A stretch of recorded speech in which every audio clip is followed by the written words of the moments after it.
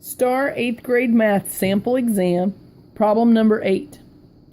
A surveyor needs to find the length of KL, so I'm looking at my picture for KL, that's what we want to find, but a mountain cabin blocks his direct line of sight through his scope, so he must be here.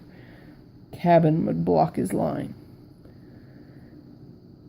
Looks like these two triangles are kind of alike. If triangle JKL and triangle JMN, JKL, that's the big triangle, and JMN, the little triangle, are similar. When it's similar, that should set certain things off in my head that it's proportional, and I should be able to set up a proportion to solve this. If those two triangles are similar, what is the length of KL? Now, proportional, that means if I know two things about one triangle and one thing about the other triangle, I should be able to find a missing thing about that other triangle. So I'm going to set up a proportion. If I'm looking in triangle JMN, I know two things about it. I know its side length is 11. And I know its hypotenuse, or its longest side, or its furthest side away. I could say hypotenuse if this was a right angle, but it's not, so I kind of hesitate to say that, even though it might be. But we do know it has a similar angle, still making it proportional. But that longest side over there is 19.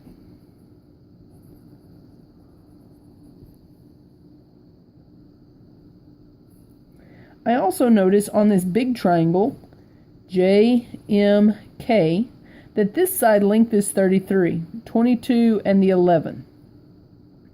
So I would say that that's 33 meters long.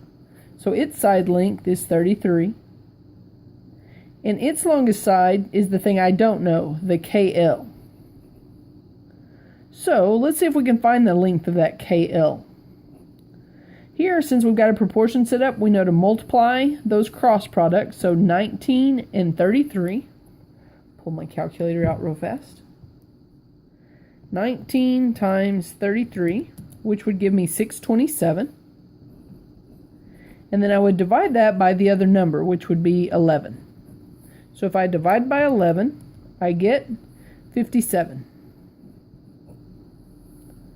If I look at my answer choices, 57 is an answer choice.